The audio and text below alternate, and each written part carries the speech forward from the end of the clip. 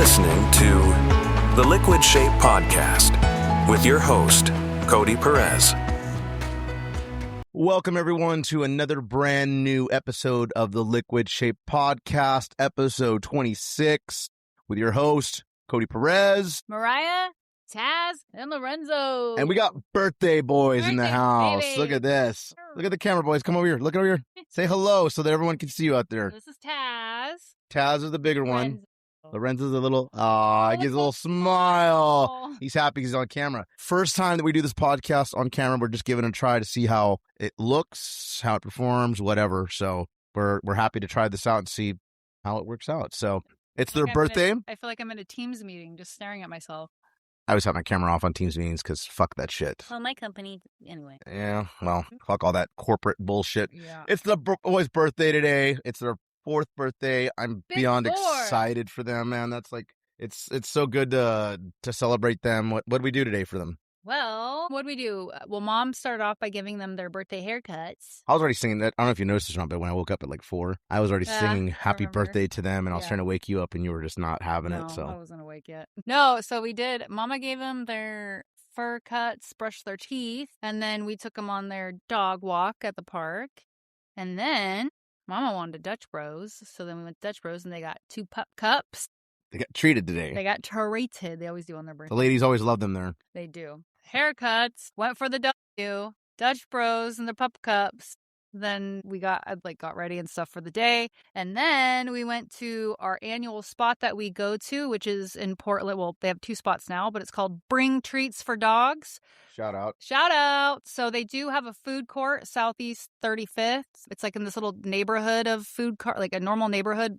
And then there's like little food cart section. It's kind of cool. But then they also have a bakery on downtown Portland on Yam Hill. So we were trying to go to that one, but with it being Sunday in the World Cup, it was a big shit show and parking was going to be a nightmare. But there's really just no parking down there in general. It's right downtown. It's kind of just sucks. It's horrible. I don't like. If we can avoid going downtown, absolutely we avoid it. I've stopped going to some of my favorite restaurants down there. I'll look at Smiley Boy. So then we came back after getting them their, we always get them a birthday bunk cake. We'll post pictures and you'll see it. Did a little candle saying happy birthday to them and then just let them kind of eat. And then we got a couple other treats too for them. So they have like these little waffles that they make. There's empanadas. Which those ones I think might be a little too hard for the boys because they have such small mouths, but it'd be perfect for like medium-sized to larger dogs. Just break it down for them. I did, and Lorenzo wouldn't even eat it. I think it was too hard for him. And then, what was the other thing that we got? Did we get one of the little dumplings? That's what it was, a dumpling, yeah.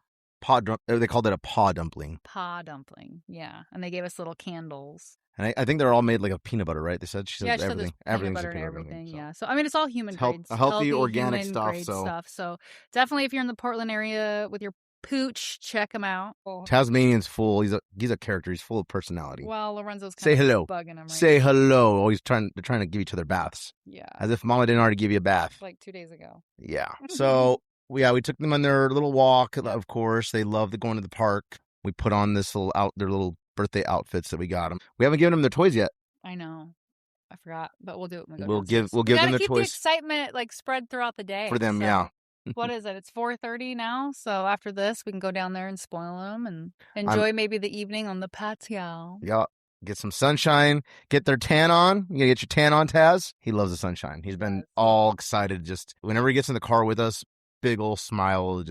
And he's standing looking at everything. And anybody that walks by near the car, boom, right away he's trying to bark at them. He's trying to freak out on them. He's alpha. Yeah, he is. Is that a beautiful boys? So I was a little bit lonely last weekend because my co-host girlfriend here was in Colorado. It was. Tell the fine folks of the Liquid Shape podcast, how was it seeing your bestie? How was Colorado? How was the Dirty Heads? Tell them about the shit show, because obviously not everyone knows everything that went down with the show.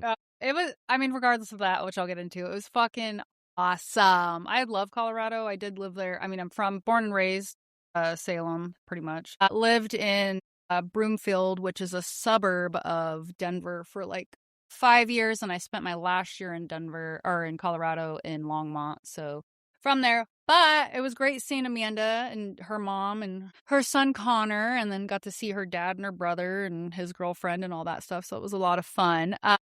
So Thursday, the 25th, was the Red Rock show of Dirty Heads. So they had some great opening bands, but Colorado being Colorado, as anybody that lives there knows, afternoon, there's always in the summertime, there's always a fucking storm that comes in. It doesn't last long, luckily, like Oregon, but there was lightning very close, like almost above us, hail, and then of course torrential downpour. So we only got to see two of the opening bands. The Marleys didn't get to play, unfortunately, because they had to postpone for like 40 minutes or so for the storm to pass. And then so the Dirty Heads just went on. Otherwise, it would have been too late. Because I think they do have, because there's houses nearby Red Rock. So I think they do have a time frame of when they have to fucking be done. They get charged, I believe. Which is dumb because these people built their houses around a fucking outdoor amphitheater. That's your fucking problem. But whatever. People are fucking stupid. But so it was funny. Like Amanda and I, we took shelter in, there's a lower level bathroom that I don't think a lot of people know about. So we took shelter in a bathroom. It was actually a lot of fun. I mean, there was guys and girls in there. It was fine. It was safe. Everyone's cool. Some lady had like a store-bought, like the plastic container full of cookies. Another gal had a fucking... Wait, were they cookies or were they special No, cookies? they were... Yeah, I know. No, they were regular store-bought cookies. And then someone had their speaker, and we're just eating cookies and jamming out to Dirty Heads on the speaker. It was fun. Everybody was really, really nice. I mean, there was kids in there, like mom and dads and their kids, like 4, 5, 6 boys and girls and stuff. So it was just a lot of fun. But then... the show went on, and it was a fucking fabulous show. Dirty Heads killed it. And that was I think that they're so great, Jared and Duddy and like the whole band, because that day was just a all aboard shit show. Like so for me, I was going to wear this hoodie, my Cali Vibes, 2024 Cali Vibes hoodie in there, but I was like, no, I'm going to buy a hoodie because I'm a hoodie girl. So I always buy band hoodies. Get in there. And I'm just in like a tank top like this, my Athleta skort. And I knew I'd get cold because I was planning on buying a hoodie. Anyway, so get in. There's no fucking merch. All they have is the blankets and like koozies and stickers and that type of stuff. And we're like, what the fuck? Because especially for Red Rocks, because if you don't know, I mean, Red Rocks can hold like 8,000 people. Like it's decent size, right? And they all like bands, especially Dirty Heads, always specifically make merch just for Red Rocks. So I was like, I'm gonna get this fucking hoodie, I'm gonna get a shirt, fucking Red Rocks, brah, right? Rage. Well, we made friends with the people next to us on both sides. So Amanda's side, my side, and the girl next to me, the cute little girl, I think her name was Rachel. Shout out Rachel. She told me that the merch people on the other side told her that Dirty Heads merch bus like either broke down or got a flat tire or something wild. So I was like, oh, that sucks. Imagine how much that has to hurt them financially. Yes, that's just what I'm one saying. Show, one fucking show. Like that's what they're. Isn't that like what a lot of bands make their money off? That's where they make their money. That's merch, and especially when it's venue specific merch. Yeah. So there's that. Then you have the fucking storm. And then like they came out and Jared was like, he's like, there are days like today when, don't get me wrong, we're so grateful. This is a opportunity, an amazing opportunity. This is our career. This is our job. But some days it's also a job. Shit happens. But yeah, they just came out and they just fucking killed it. But then also Duddy, his daughter Sophia, so she's on one of their tracks on their new album that was just released, last month. That was her first time of them bringing her out on stage. So that was fucking cool to see. Duddy's like tearing up because that's his baby. And I'm like, it was cool. That's awesome. Yeah. What all Jazz do down there besides that? at least I don't know about they don't have Buc-ee's on the West Coast at all, do they? It's not just Oregon. I don't know. Midwest thing. Southwest. So I've never been to one, but I've seen all like the Buc-ee's TikToks and all that shit. So Amanda took me up to, I believe it's Johnstown. So a little northern of Denver. They have a Buc-ee's and Jesus Christ, that was huge. And just going inside and it was packed, but they had everything. It was like a fucking Walmart gas station. What'd you buy? What did I buy? Oh, I bought Taz a little t-shirt that said like, I don't remember exactly what it said, but it says Bucky's something. It's black and has like a sheriff's star on it or something. I would have got Lorenzo one. I'm not a dick, but Lorenzo, He don't wear he shirts. doesn't wear it. He's even pissed off about his bandana. Yeah. He's got attitude. I told him he could take it off after this. So wearing it just for you guys. yes, yeah. Feel special. This guy hates it. As soon as I take it off, his personality will come back, and then he'll rub himself on the carpet dramatically, like it's off. Yes, drama like his father. Like his mother. Dramatic like his mother. Who, me? Yeah. Never. Your boy's not dramatic. Sure. Sure. I'm not dramatic. I am a good word. Spicy? No, something that's just like very You're a fucking charismatic. firework? I don't know. Fucking You are charismatic. I don't know. Charismatic. But yep, that. Yeah, just hung out. We did a pool day, which was great. So I got my great base tan because Oregon sucks to tan unless you're on the water. But yeah, then came home. And the reason why I wasn't on the podcast last week and I was home, I came home sick. I think I caught something at Bucky's. Probably. I started up feeling Probably. Like I started getting like, luckily I don't have my tonsils or whatever the other part is that goes with it. Adenoids. I don't know. Something like that. I don't have that. So I get minor sore throats. I don't get like strep or stuff like that. Knock on wood. I think I still can. I just don't, luckily. But I started feeling it in the back of my throat and just, ugh. And so by the time like we sat down to do the podcast, I was like, I'm done. You were asleep. Wait. You weren't sitting down. Asleep. You were asleep. And then I was like, kind of poked you and I was like, hey, podcast time. You didn't move at all. Yeah. All right, well, I'm not going to wait around for you. I pushed it last week as far as I could. I think that's the latest I've ever pushed it. Like, literally started recording at 9, and I got done about 10:30, something like that. And then I had to do a bunch of editing, and then I had to upload it, make sure it was ready for midnight to release. Well, my goodness. You nailed it, Poppy. Barely, yeah. But today's another day. It was Sunday the 5th, and I'm going to be pushing it right now because it's got to be up and edited for tonight. Well, just don't say 200 you-knows. You just said it right now, so that's one more I'm going to have to add. You know. Stop it. I'm going to make you edit it. No. I'm going to start having you edit the podcast. No, ma'am. How was your week? My week? It's been busy. We're getting ready to hit the road, as I've mentioned many times. So getting things in line, merch. We're trying to fix our lights and get them in sync. We're redoing them all. Brick. Shout out to Brick for putting those together. We're having Justin and Pito are building boxes right now to put the lights in because we have a whole new light setup. I ordered some new merch that will be available here soon, so I'm very excited for that. You're going to get your hands on it at our shows. The shirts look fucking sick, so it's an awesome little design. Look really rad. It's classic. It's one of our classic looks, but more modernized now. The first shirt that we ever made where we've redone it, revamped it, and made it the 2026 version. So those will be available on the road. Yeah, it's just been busy with that. I've been sick still. I'm still like, I got allergies like a motherfucker. I keep itching my face. My eyes were watering. My throat's fucked up. My joke yesterday, like it's summer in the Pacific Northwest. You're dying from allergies.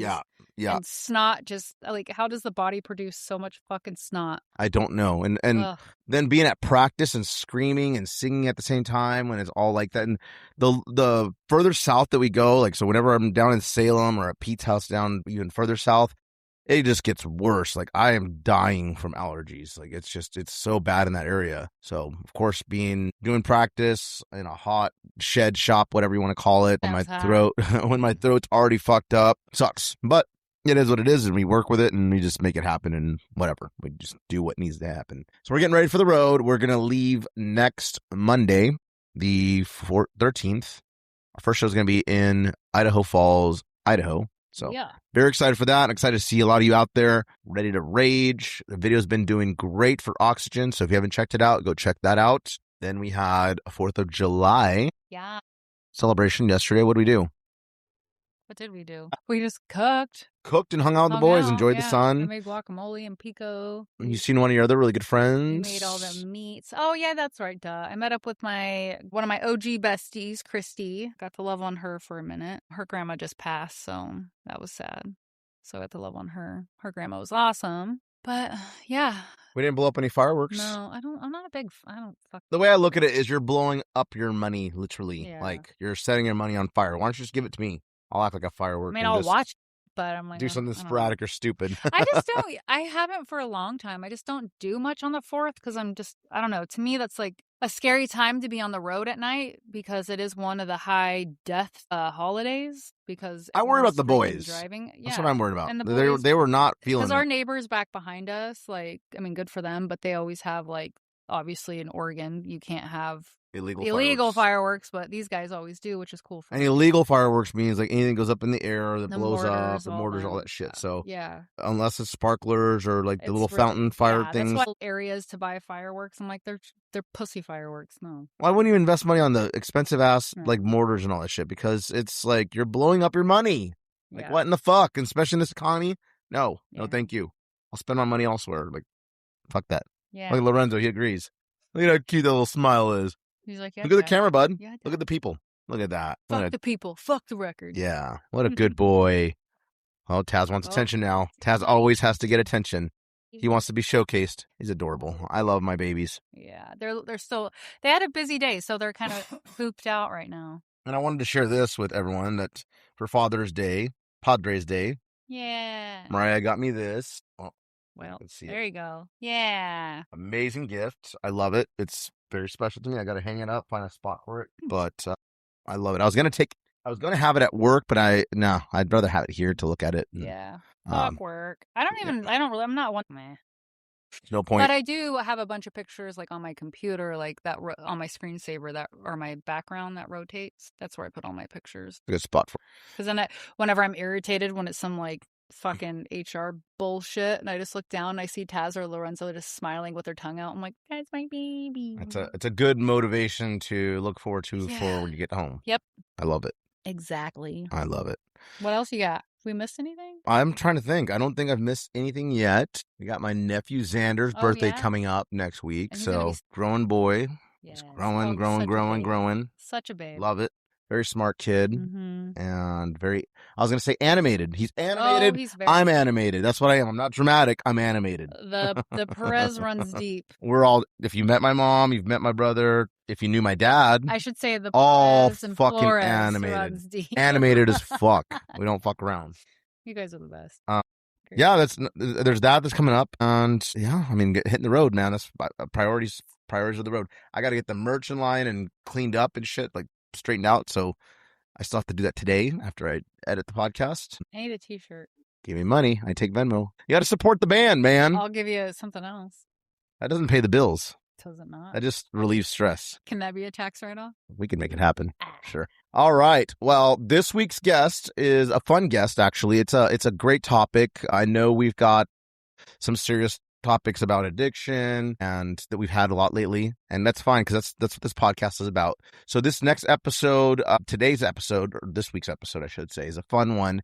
It's about animals, about dogs in specific, and my guest Lexi, the dog coach, has a conversation with me about what she does for a career, training dogs and helping owners get what they need out of their animals, out of their dogs to get them trained and behaving well and all that. So it was a really fun episode, very lighthearted. I think everyone will enjoy it, especially the dog lovers. And the best part is she's actually here in the Pacific Northwest. She's here in the Portland area. So I believe she said she also does remote work. So if someone needs to contact her, we're going to have the description where to contact her on the description of the podcast, I should say. And she sounds like someone that I would probably want to potentially talk to for Taz, because this little guy right here, he's the troublemaker of the bunch. Loving dog, but he's the troublemaker, aren't you? You're the alpha dog. You're Papa's boy. He's my little pride and joy. Look at him. He knows we're talking about him. Big feelings. He's got big feelings. This dog is so much personality. Yeah. So much personality. It's unreal. Like, he's got some attitude. He is always so playful, but he's also always got like this positive attitude that I love about him. Like, he wakes up positive. His tail's always waggling. He's always the first one. Like, he's up when dad's up, and he's like running around already wanting to play. He brings his toys to you. He wants to play fetch. He knows we're talking about him. Look at him. He's good like, boy. I'm so tired. So potentially we might have to talk to her about Taz and maybe getting some trainings lined up so that he doesn't, because he barks a lot of people. Not that he wants to hurt anybody, but he barks, alpha, territorial, possessive, doesn't like people Yeah, I mean, regardless of being in the backyard, but just even if we're like around, out and about in a sling. Oops, sorry.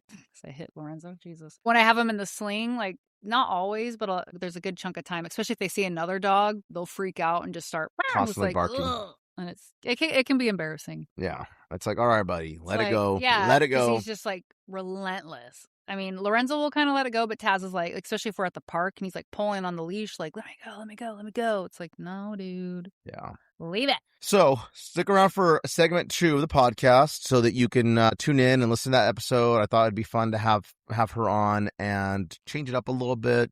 Just keep the podcast interesting, keep different topics going and all that. So stick around for segment 2 on that. I think we're ready to go on to the question of the week. What do you think? All right. And I think we should go first this time before we start reading the guests. So I'll go first, then you can go, or you can go first, then I can go, whichever you prefer. First. So now I'm going to have to Gentlemen first today. Gentlemen first. Let's see. We've been getting a lot of media about the band, and I love that. A lot of exposure. Oh, that's great. All right. Question of the week, folks. It is, are you someone who holds grudges, or do you believe in forgiving and moving on? Forgiveness is one of those things that everyone experiences differently. For some, letting go brings peace. For others, holding on to a grudge feels like protection. We want to hear your perspective. And then some follow-up questions on that were, what do you believe are the benefits and drawbacks of holding a grudge versus forgiving someone? Do you think holding on to a grudge hurts the other person more, or does it ultimately hurt yourself? Have you ever forgiven someone and later regretted it? What happened? Have you ever chosen not to forgive someone and later regretted that decision? What happened? What does the phrase, I can forgive, but I won't forget mean to you? And how has it influenced your life? Well, I don't think I'm a person that holds grudges. And the reason being is that I believe that holding a grudge hurts yourself way more than it will ever hurt the other person. Because if that other person has done something or wronged you, even if they are sorry, they're probably not sitting around dwelling and thinking about it. Eventually, they just move on. They need to move on, and they know that they need to move on. And I hate to say this, and I hate to be honest about it, but many times people just are shitty, and they don't care. They hurt you, and yes, they kind of feel bad. Maybe they feel bad they got caught and embarrassed when they get caught. You know what I mean? And so then it's easy for them to just be like, all right, well, it is what it is, and then they move on. But those folks that hold on to grudges, I feel like you're just hurting yourself because you got this anger built up in you. You're just constantly thinking about it. You're constantly hurting yourself over and over with thinking about it and holding on to that resentment and those memories. Don't get me wrong. If someone does you wrong or someone does something really bad that it's just not something that you can forgive, because I think there's a difference between forgiving and forgetting. If you forgive someone, I think it just means that you're letting it go. You're just basically saying, you know what? I'm not going to dwell on this. I'm not going to let this just take over my life. I'm going to let it go. I'm not going to forget, because now I'm going to be on the lookout and I'm going to protect myself from you or other people like you or that might do that. But I'm not going to let it stop me from meeting new people or hanging out with people or things like that. I have forgiven someone for something they've done, and all they do is end up doing it again next time, and they just get sneakier about it many, many, many, many times, where they just get better about hiding it. And then I'm constantly questioning that friendship, that relationship, that partnership, whatever it is that I have with that person. And that's no way to live, man. I feel like it's just easier to just, if someone really does you wrong, go ahead and let it go, but also cut them out. It's not that hard to just let someone just out and move on and you do your thing, let them do their thing. Far too often I see so many people though that just have this anger towards somebody, and it's like I could see it destroying them. You see right through it. You see it through them with the way that they act when you're around. They bring that energy around you, the shit that they post online, and they constantly are attacking their former best friends or former exes or whatever the case may be. And it's like, dude, just get on with your life. Right. Like, why are you still dwelling on this? You're letting that person have that much more control over you and rule your life, that you have all this anger in you. Like, I don't care if they did you wrong, then fucking just cut them out and move on. What else can you do? You're just going to sit there in yourself and be angry about it and what have you. If you're someone that constantly forgives someone that is hurting you, at some point you have to look at yourself and be like, all right, why am I letting this happen? Why am I letting this person continue to do this to me? And it gets to a point where I feel bad for people that are in that situation, that they forgive people that just continue hurting them, and everyone can see it, including the person that is in it. But it's like, at what point do you, like, where you're just like, you know what, I'm numb to this. I realize that you allow this to happen. You're okay with it. Why should I care anymore if you don't care? Yeah. I've just seen that with friends. I've seen that in relationships I've been in, and I've seen it with people that are just like, you're doing it to yourself at this point. You're allowing that person. You're disrespecting yourself so much that you're letting them do that, and you're saying it's okay to do that. And so I don't hold grudges. I can move on. And yeah, I mean, I can think of times that this has happened for me. I've forgiven ex-girlfriends that have cheated on me, and guess what? They've always done it again. They've just been sneakier about it. And this just goes to show how much I don't care. I don't ever stop and think about that. I don't ever hurt about that. I don't ever joke about that, really, because even sometimes people try to do dark humor about it, and it's like, I don't care that much, believe me. And I don't care enough where I've brought it to other relationships. Any relationship I've ever gotten into, never thought about what that previous person was like or what they did to me to bring it into the relationship that could affect me and my person that I was with. I won't do that. And I know too many people that do that. They come into a relationship and they're like, well, now I'm going to be like this because my ex was that. And it's like, well, then why are you dating a person that reminds you of your ex? Like, that's your own fault. You keep dating the same person. They shouldn't be dating until they heal themselves. Too many people are so dependent of being with someone that they need it. And some people like the drama. Some people literally love being in a situation like that. And they seek out people that are like their toxic ex or similar ex. And they get themselves right into that same cycle because they miss it. It's just a different face, but it's the same bullshit. Mm-hmm. It always makes me laugh, like seeing people like that on Facebook because they post like all their dirty laundry, and it's like, we're still doing that? Yeah.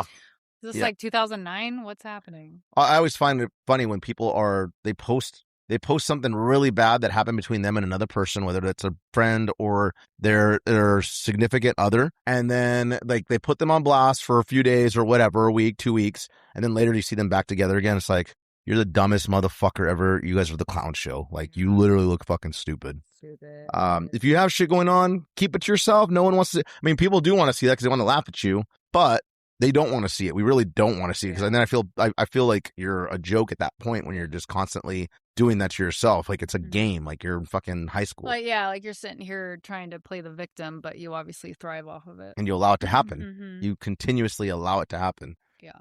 But some people do thrive off chaos. They do. Have I ever not forgiven someone and regretted it later?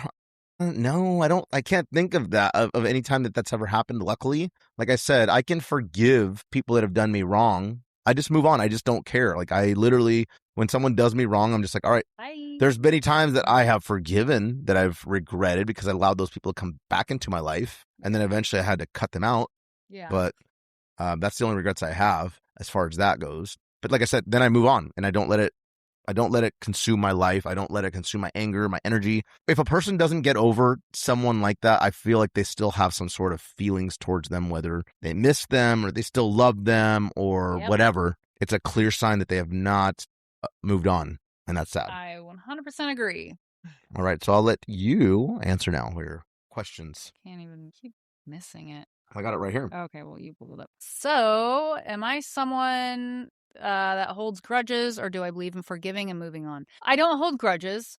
I'm not giving anybody that power to keep me in a negative space or to have a negative something about them. I'm a lot like you. I don't want to necessarily say forgive. It depends on what happened, but I don't forget.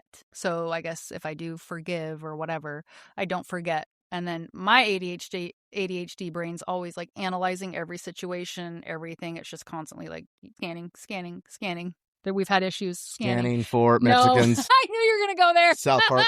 No, but that's my brain. It's like, okay, so you've done me dirty before or whatever. Then I'm just always kind of analyzing everything, but not weird about it. Just in the back of my mind, it's like just keeping a running ledger of, okay, keep tabs. Yeah, essentially. I mean, keeping tabs. So if there's a red flag again, it's like, what the fuck? But if someone's done something egregious enough to me, bye. I don't give a fuck. I'm not going to keep a grudge. No. Why? Again, you're not taking my energy. You're the fucking idiot, not energy me. Vampires. Right. Like, I'm not doing it. Bye. Like, I'll never talk to you again. I'm like, but that's also part of my personality. Like, and maybe it's a little creepy. I can cut people off and just be done. I don't even think twice about it. And the older I get, I feel like it's happening more and more. Like, we're just like, see ya. Yeah, it's like, well, especially, I mean, I'm fucking 41. I'll be 42 in January. I'm like, I'm not dealing with bullshit. Like, and I'm not doing shit I don't want to fucking do, and I'm not going to be around people I don't want to fucking be around. I've done that my whole life. You know, are you all right? He's He's fine. half snoring, half having a doggy dream. He's like, oh, here's mom on one of her fucking rants again. Usually it's me.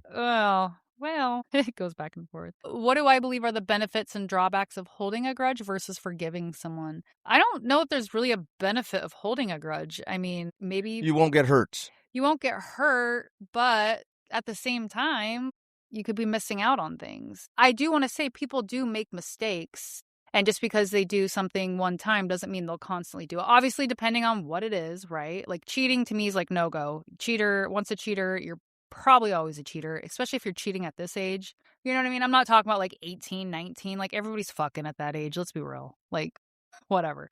But once you're an actual adult and you're still doing those fuck around games, get out. Like, why are you with somebody? You're dumb. You are dumb. But I think the benefits of forgiving but not forgetting is that you have your peace of mind. You're not sitting there in a negative cloud. Like, again, if you're like me, you're watching. So if something happens again, then it's like, okay, you're cut off.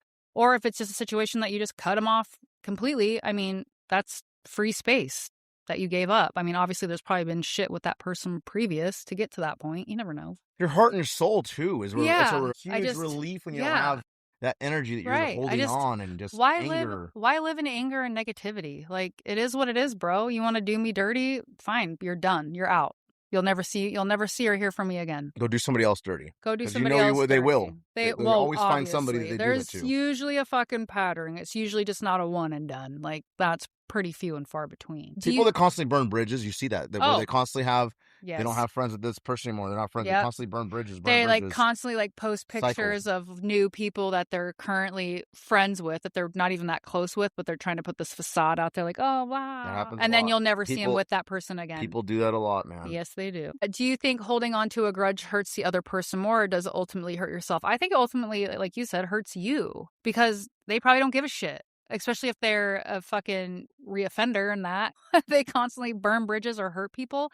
I mean, obviously, there's something deep down inside of them, obviously, that makes them act like that. But more than likely, you're the one that's going to take the brunt of everything. So that's why I personally am like, I'm letting it go. Like, I'm not going to fight with you. I'm not going to physically fight with you. I'm not going to waste my fucking energy on it. If you can't come respectfully, whether it's a friendship, relationship, whatever, if you can't bring the same level that I'm bringing, to a point, obviously, not everybody's the same, get the fuck out. Bye. Like, I'm not dealing with you. Yeah. I'm not. Like, I don't wish you harm. You just ain't going to be fucking around me, and that's fine. You go do you. I hope you do great and live life and prosper, but eat dick. Have you ever chosen not to forgive someone and later regretted that decision? Not that I can think of, no. I mean, because even like my ex-husband and that bullshit, I forgave him a long time ago because I don't want to hold on to that. He's the one with the fucking problems. That's on him to fix or not. But no, because like I said, when I'm done, I mean, I try not to do the astrology stuff anymore, but I'm an Aquarius through and through. Done. Chop, chop. Bye. See ya. And I won't even bat an eye about it. I think it's fucking weird, but it is what it is. What does the phrase "I can forgive, but I won't forget" mean to you, and how has it influenced your life? I mean, just kind of like I've said, I can forgive you because I do realize people are people, obviously depending on the situation again, but people are people. We do make mistakes. I'm not perfect. Cody's not perfect. You're not perfect, right? Isn't that why God loves us? You said I'm not perfect? Perfect for you. This guy. But so I try to keep that in mind, especially more and more with what I'm doing, like personally with my faith and stuff like that. I'm learning, because I've always been, I think it's part of the ADHD too, is that I can be reactionary, at least maybe not in my actions, but in my mind, I'm reactionary and I'm like fucking pissed, right? Like, fuck, fire. But then it's like, I'm learning just to breathe, sit with it, breathe. And then it's like, okay, what do? We assess it. So what's the next step? Is this something I can get past? Because maybe it's not that big of a deal. It just hit me in a moment where it was a big deal to me in that moment, but it's really not ultimately that big of a deal. Like, right? I feel like sometimes you just need to talk it out with me or something, or hear me out, or I hear you out. Yeah. And then once you say it out loud, then I think you kind of... Yeah, that's what I'm like, wait, maybe this isn't that big of a deal. Yeah.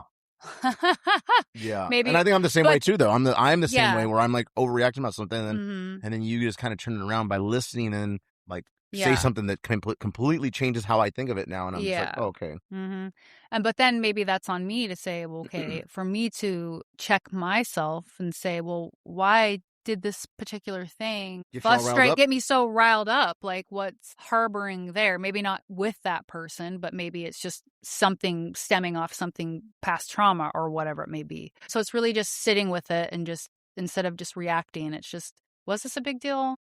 Is this a big deal? What's the outcome or next steps, etc.? Is it worth even blowing up about? Or maybe it's just you have to have a little tantrum in your moment with yourself. Yeah. Sometimes. Sometimes that helps. It really does. Like, just especially if you're like, for me, if I'm tired or it's been a day like at work or whatever, and it's just like things hit me and I'm like, rah. And then I'm like, later on, I'm like, that wasn't really that big of a deal. No.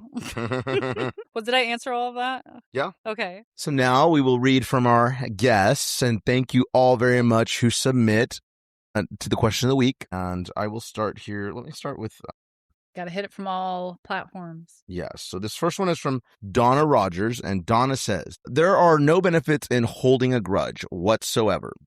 I guess I move on, but I just not be around the person that put me in the situation that needs forgiveness. And holding a grudge is useless. Explaining to the person while you're upset is usually the better way to go than holding a grudge. Yeah, I think that's kind of pretty much what we've just said right now, is like, let it go. And you don't have to be around the people that do this to you or hurt you or whatever. But I think you constantly bringing it up or constantly being angry about it and venting about it or using it as a reason why you're a shitty person or why you're angry or why you act a certain way, man, that's giving so much control to a person. It's like so much power. It's like, dude, that person is probably out, like those memes that you see sometimes, like, imagine hating me and I'm over here just like doing fucking whatever, some stupid. That's how I feel. That's literally how it is, because the people that do you wrong are off living their fucking life. They don't care, dude. And I hate to be the bearer of bad news and be the honest Abe over here, but they literally are not giving a fuck that they hurt you or they did you wrong, and you're still sitting on it, stewing and letting it destroy your life and kill your energy and all that shit. Like, it's frolicking in a flower field, and butt naked with their cheeks out and just going like this. Probably that's what I'm picturing. My mind goes there. Sorry. I'm out of control. The next one comes in from Jaded Fist Drama. I like that name. That's a good name. Right. This person says, I forgive and move forward. Whether that person or circumstance carries forward with me depends. I no longer linger in unsteady or hazardous relationships for the sake of the other party. If our friendship or whatever it is hurts me and benefits you in some way, it's not healthy for me to continue it. I forgive so that I can move forward. Yep. I love that. I absolutely love that. And that's very true. Now, is there things out there, like, especially now that I've been reading some things that folks tell us about on this podcast, there's things out there that just are unforgivable. If someone hurt you in a way like that, let's say a person sexually assaulted you, or let's say a person sexually assaulted your kids or one of your family members, or just something that's just that really is unforgivable. There's ways that people do forgive, but they don't forget, and it's hard to explain, but it's one of those things where it's like, well, you know what? No, fuck you. Like, you deserve all the worst, but don't let it sour you. Don't let it consume you and sour you, make you a bitter person to the rest of the world. So I thought I would just say that, because like I said, I know and I recognize that there's things out there that are just not forgivable, but in a way, forgive for yourself so that it doesn't hurt you, so it doesn't come down on you, so that person can no longer continue controlling your emotions and how you feel and what goes on in your life. And again, I think that applies to the forgive and forget. You'll never forget, because fuck that person. They're not going to ever be around in my life. Yeah. It's what they did. But so I just wanted to make that clear so that no one thinks that I'm like this heartless person that's like, oh, well, what about this and what about that? I know there's things out there that are just beyond. I'll let you read this one. Okay. All right. So Alexandria Peterson says, it depends for me. Like, long story, but my dad, I'm still sort of angry at, but I'm finally not as angry. But when his girlfriend is around and all the shit she did to him and the way she talked to my grandparents, I can't forgive her at all. So yeah, I can hold grudges, but I think because she never apologized to my grandparents or my dad. Ooh, that's understandable. That is. I'm like, And what sucks is when it's someone that's tied to your family that you kind of have to see. Like it's not like, especially like someone, with your family, like a girlfriend, stepmom, it's hard stepdad, whatever. So they're just there. So it's really hard to cut them, like harder to cut them off, especially if your parent is like maybe even in denial of what they're doing to them and the whole family. They just are in it. I'm not gonna lie, I have had situations like that in my family where there's certain people that are just there and the rest of the family doesn't care for them. But and what happens is that person stays over there, the family stays over here, and it's like a whole awkward, but at least it's a known thing. Yeah. And the both people understand, like, hey, I don't like them, they don't like me, so I'm staying away. When they're over, we're staying away. We avoid each other, and well, hopefully we make it work. Yeah. So yeah, that's a sticky. It's rough, but I get it because I've been. I feel like I'd be an asshole in that situation. I try not to because I just don't care. Like again, that's someone eating your energy. I just mean like I like I'm gonna like if they're pushing me, I'm gonna push them back. Type. They want that out of you though. I know, that's the thing. True. There's people that like look at me when I'm a troll and I'm trying to troll on people. Imagine how much I like laugh and I enjoy that. It's because I'm trying to get the reaction out of you, and I'm getting it out of you, and I get even more mad though if I don't get. He does get a reaction. But when I don't get a reaction out of you, I get annoyed and mad. I know, it's kind of like funny. You've been doing that a couple times already where you're just like, and I'm like, what I just ignore it because I know what he's pushing for, and I'm already like comfortable in my little zone. I'm like, bip, bubble. I just try harder and I try to just really annoy the shit out of you. Or what I've been doing lately is I just flip things back to you, like whatever you're saying, I just flip it back at you, and you're like, I'm like, oh, you can dish it out, but you can't take it. The next one is from Matthew Grodzinski. I'm learning about and practicing radical acceptance because the pain in some form will always be there, but self-inflicted suffering is a choice of holding on or trying to rid said pain. Yeah. I mean, learning what works for you is important, but it's part of I think it's process. It's part of the process and the benefit, I would say. It's the benefit of going through something that really sucks. And that, if there's if you have to look for what the positive is out of something that's just really negative, that there's that, at least you learn something about yourself. Yeah. And it's kind of almost like another strength that eventually you'll develop, hopefully. I like the next one. So Laura Parkin says, the best revenge is living your life happy. Yes. The people who wronged you for petty reasons will be more frustrated and angry to see you happy. That is very fucking true, and I love that. I love that because it's so because people that do you wrong and want to see you in a bad place, they're still going to be watching you. Yep. They will watch everything you do. They're going to be listening in. They'll be the first one to see your frickin' story. Right. Next one is from Edward Braza. Edward says, I hold a grudge like a motherfucker. I work with my brother-in-law, and he has been trying to get me fired for the past 6 months because he became a supervisor. I had to call HR and report his lack of supervisory skills and how he treats everyone. He got suspended for 2 days and then demoted. I have no remorse. Even if he is married to my sister, I don't like the bitch anyway. Business is business. Personal is personal. I like you, Edward. That's why we get along, man. I like that. That's fucking cool. You got to do what you got to do, man. Like at the end of the day, you got to protect your peace and your situation. And you know what? I bet your coworkers that were dealing with that bullshit are fucking happy that this guy got moved back. And at least it's an awareness to management that be careful who you put in a supervisory position, because I've been in those jobs before where they put the wrong people in and then they promote them even higher. And I'm like, what the fuck's going on here? And it's because people don't speak up, or maybe just one person. So then they think that you're the problem and not everyone. Well, and being someone on the HR side, that just says to me that there is that this individual is doing something egregious. Like, I'm sure you did your complaint. They did an investigation, I would assume, got other statements on what their side has been with this individual. And for them to demote, like, they have proof. Yeah. Which good for you for speaking up. It's hard. It's hard. It's hard, but I've always been that guy at any job I've ever worked at. I have no problem saying it how it is. And I don't go me personally, I don't go behind closed doors. I'll say it right then and there. Like if there's a team meeting or whatever the hell is going on, I have a problem or I have a question or something, I have no problem being the guy that will flat out call something out, call bullshit out. If I have a one-on-one, I've gotten pretty angry in those, and I've gotten very, I wouldn't say hostile, but I've gotten very lit up and vented a lot. So I admire anyone else that speaks up. There's way too many people. What they do is They whisper and whisper and whisper and bitch to each other on the floor or whatever. But when it comes down to it, they don't want to say anything because they're afraid to lose their jobs. And that's understandable. I get that.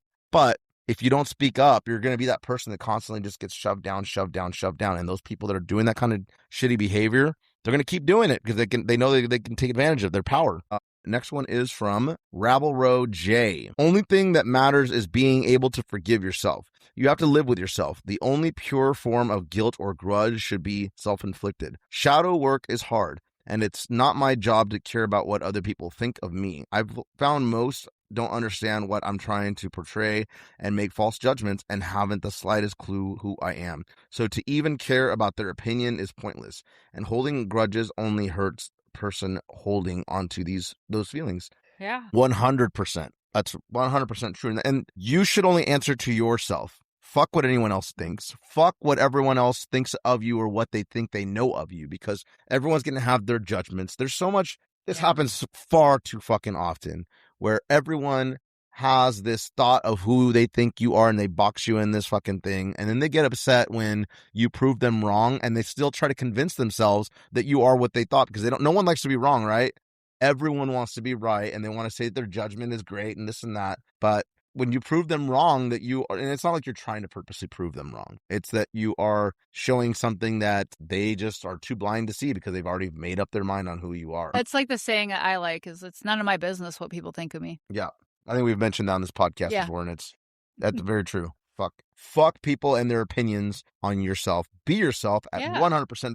Turn up that fucking bitch to full blast. And then if you have some more juice or a subwoofer, you can plug into that to get it louder and get it more moving. Get it. Do that. I'll let you read the next one since I've been hugging the reading. All right. The next one is from Nathan Savage. This is something I am constantly working on. I used to hold grudges, but I find that the older I get, it's not worth the energy. I may discontinue contact with someone, but like someone else said, it seems the best thing to do is live your best life and not worry about those people. I have forgiven someone who apologized for being an a-hole to me, and we have been great ever since. I have a really good memory, and I definitely don't forget, but that doesn't mean that I can't forgive you. It may alter the way I act or the things I am willing to do for that person in the future.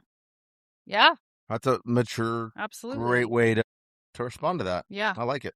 No, the next one's from our buddy Karis Emberborn. They say, forgive and move on. I am not allowing anyone free rent in my head. Bye, Felicia. I love that. Yeah. Like, you don't need that person living rent free in your head and your heart, and your soul, and your energy, any of that shit, man. Fucking, punch them in the throat and move on. then you have consequences. And then they still own a piece of you because now you're punished. That's true. So just. Yeah, I was kidding. Don't actually do that. But in your mind, throat punch them. Write a song about them. That always helps. Write a song called Cunt about them. Oh my God. Here we go. All right. Next one comes in from Mike Robinson. Grudges have been massive in my life, and recently I've made amends with people that I've held grudges against while losing others in said process. I've forgiven many people only to be stabbed in the back and burned, many of which have been in my own family. Oof, family's hard. Ugh. That does suck. Holding grudges has hurt me more than it's ever hurt anyone else. That's a fact.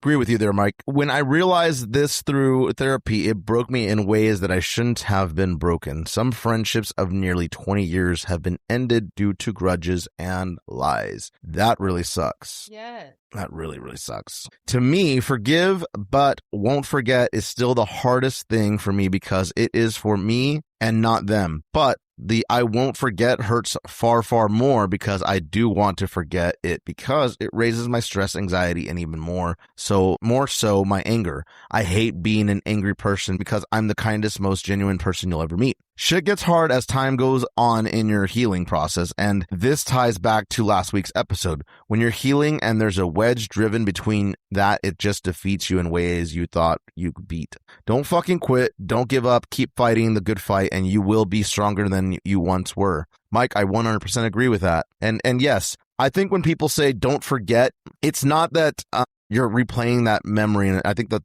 what we should be doing, or what I do at least for not forgetting, is that I remember the fact that this was done to me, and I remember how it made me feel, but I don't think about it daily. So what happens is if I'm in a situation where I meet someone that's doing something similar, I'm extra careful with that person, or I'm guarded and I kind of look out, and I'm just like, it's not like I'm protected. Like, I protect myself, but I'm not bringing my past situations to that person. But now all of a sudden I am aware and I'm paying attention. And if more shit happens, then you have to address it sooner than later versus not saying anything. And then later you're exactly in the same situation that you were before. I think never forgetting doesn't mean that you have to keep replaying it in your head and keep being angry about it. It's more of a, hey, this happened. It's kind of like I've talked about this before, where my dad was abusive with my mom.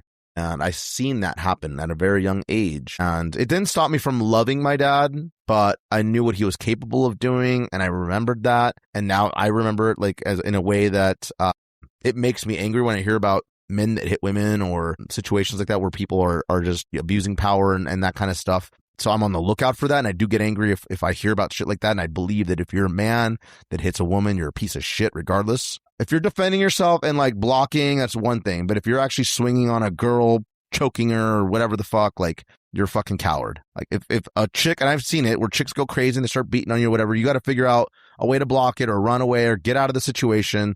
If you have to call the cops and turn them in or whatever, but putting your hands on them, like kicking them, punching them, whatever, that right there, I think you're a piece of shit. You shouldn't be doing that.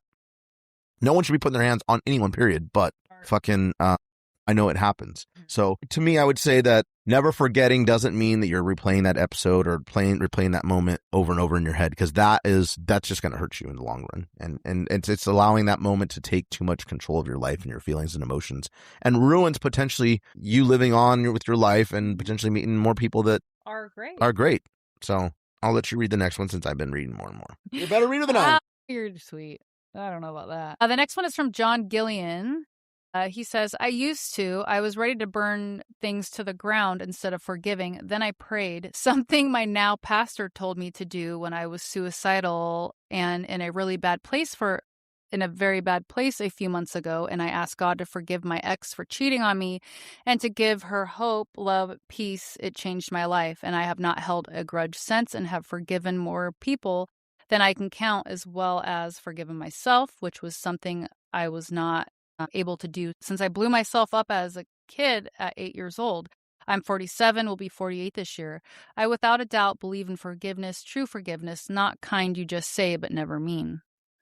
Wow. That's Yeah, powerful. That's is very, very powerful and very, very true. Like, right. There's a difference between just saying I forgive you and then actually just forgiving and letting it go. Like, I'm done with this. I'm not letting it take up space. Thank you, John, for sharing that. That's thank you. powerful, and that's and I'm hoping that you're feeling better and everything. It sounds like it. So just sending you peace and love. Steve Metzler, I used to hold grudges. I finally realized that it wastes my energy. See? 100%. It's a big energy sucker. It's an energy sucker, and it takes away who you are and your good vibe and the fucking energy that people love about you. Yeah. Don't let it dim your light.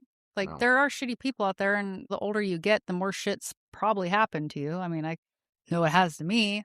I don't know about you, but there's a bunch of shit that I could let really harden me if I wanted, but I don't. I choose to not. I don't want to live again in that negative space. I don't want all those people that did me wrong for whatever reason or whatever the circumstance was to hold power over me and then have me be something that I'm not.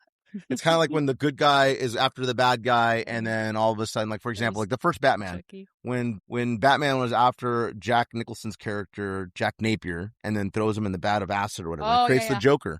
Like, don't let this other person create this monster in you, and then you're that ugly person. Like, there's no need for that. No need for it. The next one is from Christian John Stanton.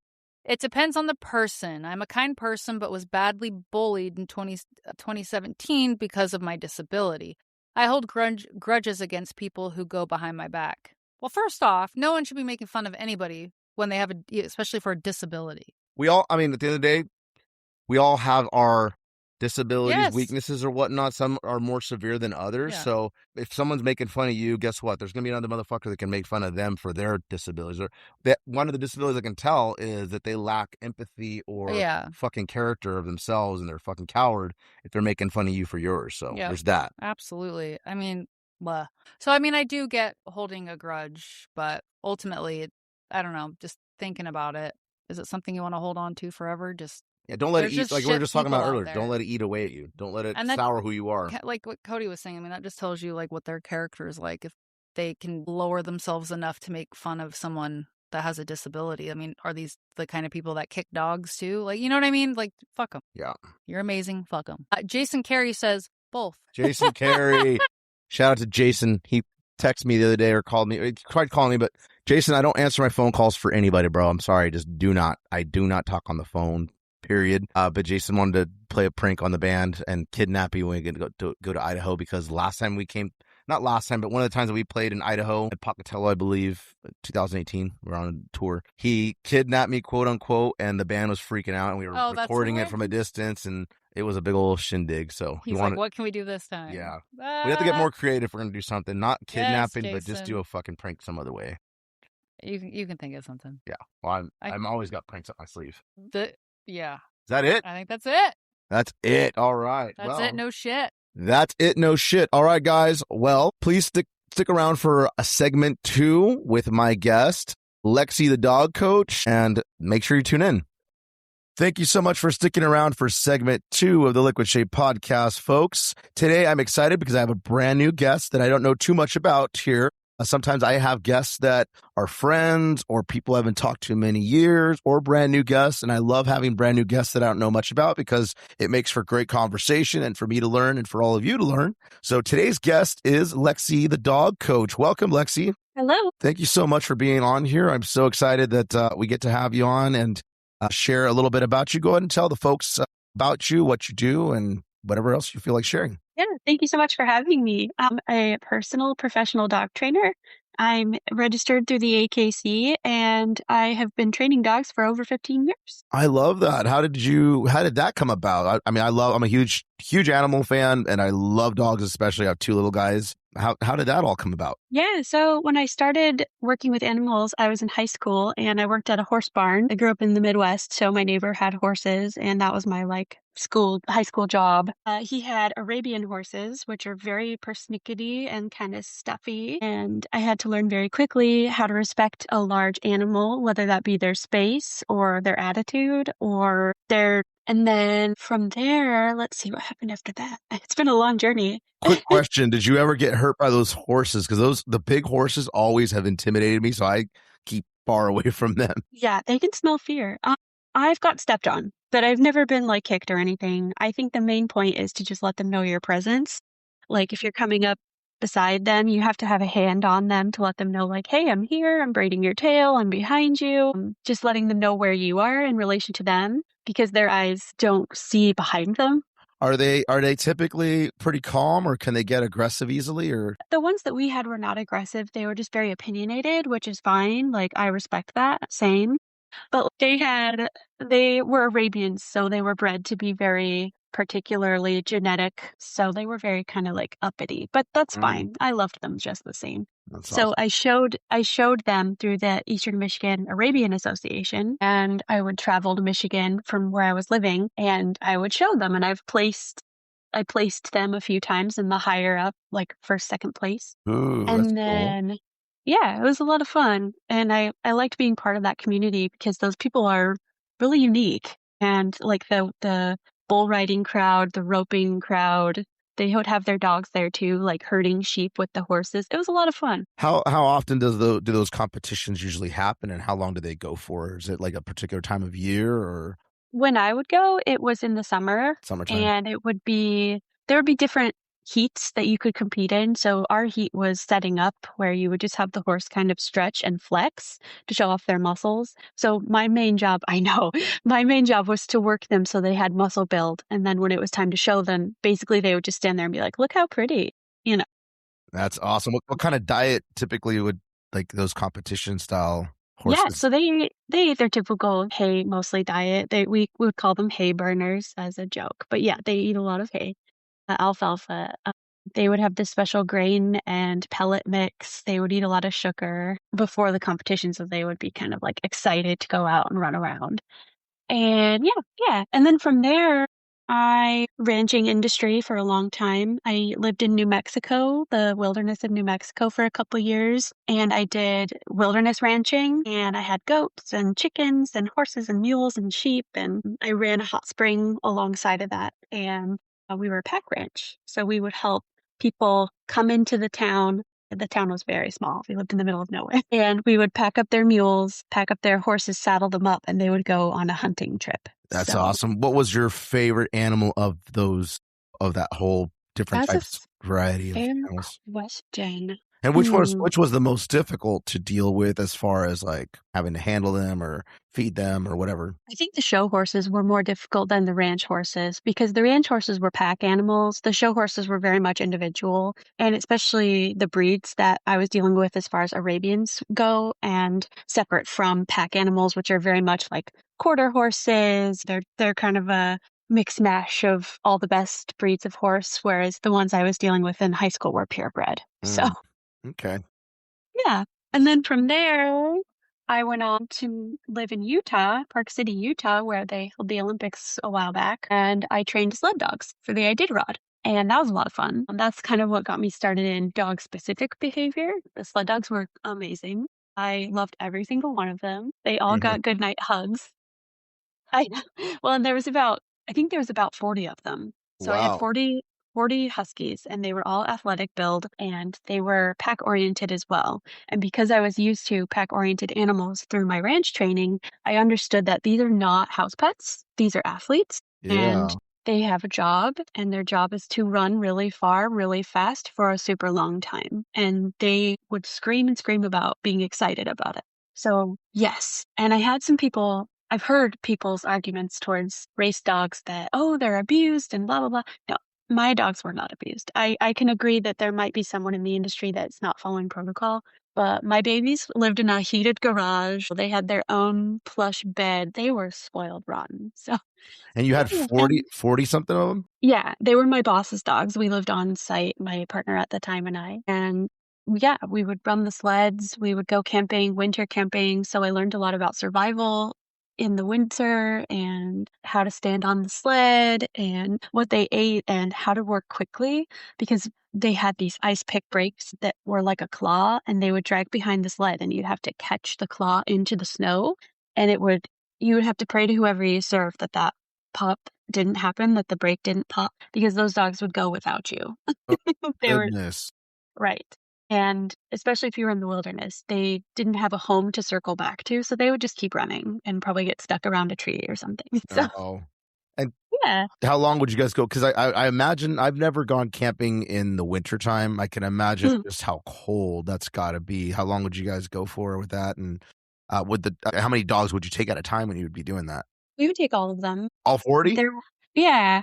So my boss had this big truck that was custom built with boxes for every dog. And we would try to if they didn't like somebody, obviously we wouldn't put them together in their kennel, but we would make sure that they were with like their brother or someone they like in their kennel. And then we would bring them all up the mountain and we would unpack them. And our tent had a stove, like a wood stove inside of it. So during the winter, we could have heat in the tent. But the dogs themselves, they preferred to be outside.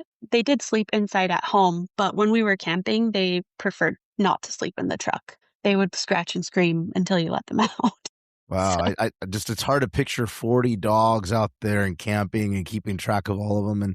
And I'm sure all of them had their own names. And yes. Yeah. So it's hard to remember all of them now, but they were named after sets of things. So one litter was like planets. So we had Mars, Mercury, Venus. And then the next set was like wine because our boss really was like a connoisseur. So we had Cava, Brute, like wine names. And then the next set was spooky names because his son wanted spooky puppies. So they had Ghost and Ghoul, stuff like that. Yeah. That is so cool. I mean, I can imagine that kept you very busy with 40 dogs. And was that like that was your full-time job then to do that? Yeah, that was my full-time job. And when we weren't running, like if it was summer in Utah, obviously it's in the Uinta Mountains, it's in the desert. The snow lasts a little bit longer up in the mountains, but when summer hit, it was the desert again. So we would have dry runs where they would pull a four-wheeler in neutral instead of a sled. And we would just go out camping in the summer with the neutral four-wheeler and have everyone together. And then obviously I do want to put the caveat, if there was a dog that ever didn't want to run, like if they made it very clear, like, hey, I would like to retire. This isn't really my thing. I don't feel comfortable doing this. Or if they ever got injured in any way, my job was to check for injuries and stretch them and make sure their paws were okay.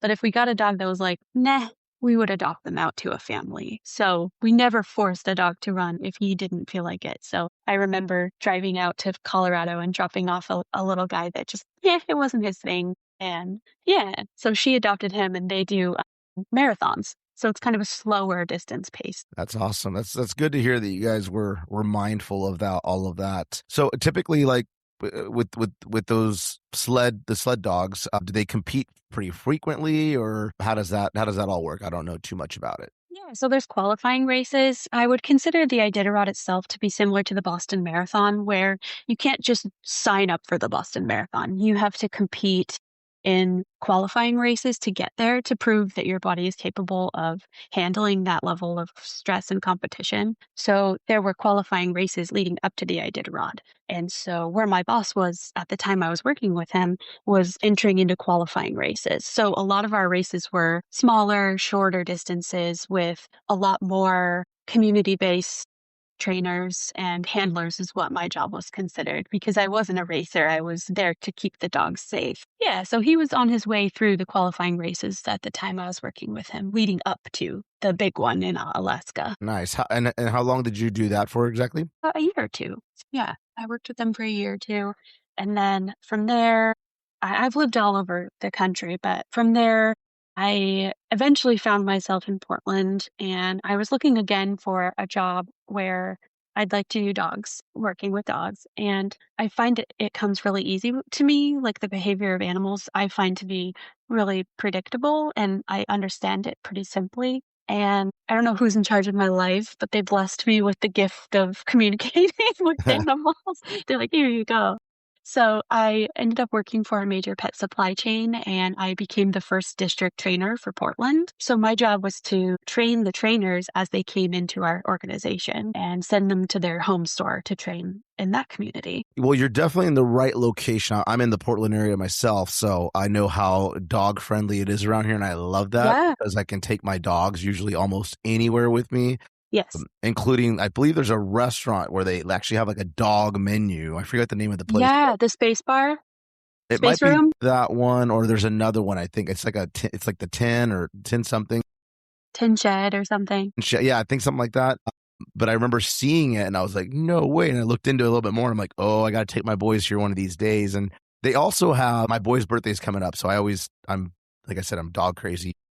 Yay. My boy's birthday's coming up in on the 5th of July, actually. There is a food cart downtown that does dog treats and dog food that's specifically just for your dogs. And they're all healthy, like cakes and cookies and just all different types of treats for your animals. So every year we take them there for their birthday to get them a couple of treats. And it's all healthy stuff. It's not like if anyone's out there listening thinking that, they're putting these crazy things. It's all organic and healthy. And they list out everything that's on there that's in the food. So it's a really neat spot. I forget the name of the place. It's typically my girlfriend it's the one that she usually interacts with them. I just drive us there and then we take them in and she's tagged them a couple of times on Instagram and all that. But a really cool thing that is available for your pets. And it's like right in the middle of downtown, food cart. And Portland, like I said, Portland is definitely the right spot in the area for dog friendly. So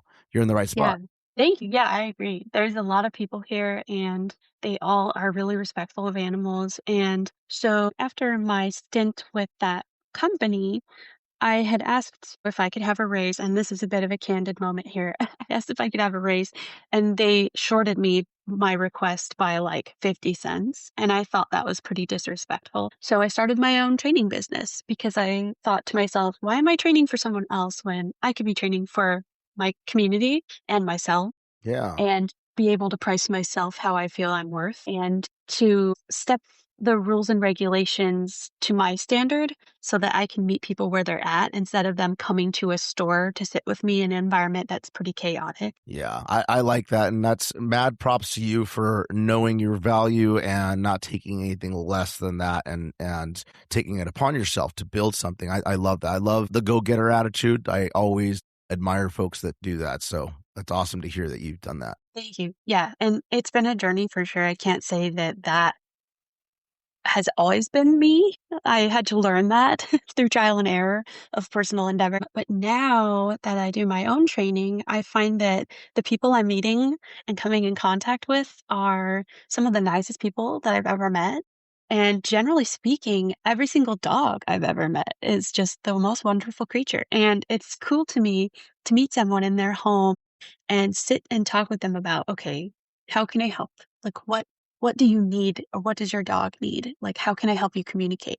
So I found that a lot of people they get a puppy and they don't expect that it's going to be a puppy. So you kind of have to talk to the human and be like, well, it's going to do these things. It is a puppy. So Yeah. how can we fix that so that you feel comfortable and he grows up thinking, oh, this is a safe place. It's okay that I'm a puppy here. You know what I mean? Does that Yeah. make sense? Yeah, I was going to say, do you typically go to folks' places to do the training there and do the consultations and all that just so they're in their comfort zone? Or do you have a place that the people go to that you do your training in? Or how does that all work typically? Yeah. So when I first meet a client, they'll either reach out to me through Instagram at Lexi the dog coach or my email, which is the same at Gmail. And my first initial meeting with them is either a phone call or we'll meet someplace public like the park or we'll go to a coffee shop because I have to vet them as humans. No offense. That's just my safety. So we'll meet somewhere public first. I'll get to know them as people and their family. Oftentimes they have kids too.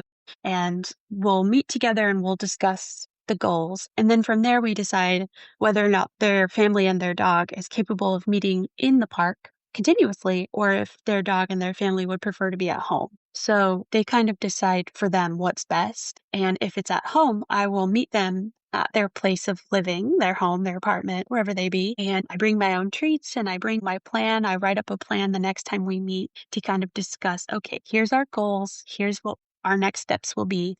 And I find a lot of people prefer to train from home just because that's where the most problems occur, or like, I guess not problems. That's where the most behavior needs ironed out, I'll say. That would make sense. Yeah. Cause they like, for example, like I've had a dog before where he's long gone now. He passed unfortunately, but he would pee in random spots, but then he'd come back and then he'd smell that same spot and it would cause him to like want to pee there again, even after we cleaned it. Yeah. And my current two little guys, they're so funny because they're so different.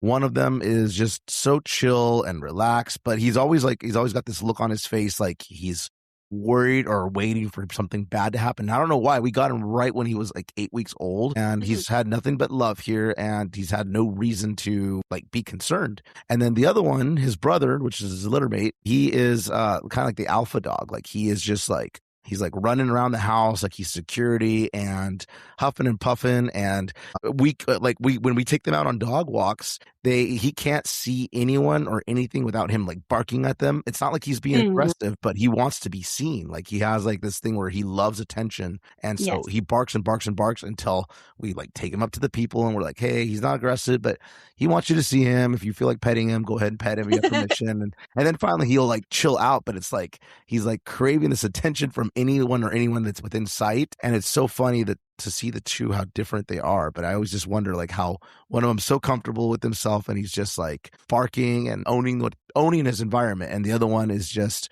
so like chill, but at the same time, he like has this look of concern, like he's unsure of everything.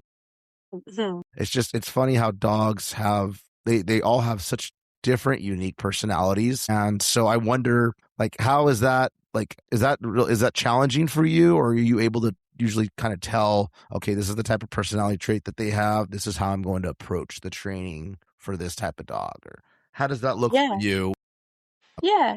I train with positive reinforcement. So I don't use shock collars, prong collars. Like I don't spray water at them, shake pennies at them, kind of like old school grandpa would say like, oh, just spray them with water. It's like, buddy. Yeah, no, I could never do that to my boys. That just wouldn't work. Well, they're their own being, and I don't think it's really appropriate to tell a being, "You can't do this, and if you do, I'm gonna physically infringe on your rights." I think that's inappropriate. So, Yeah.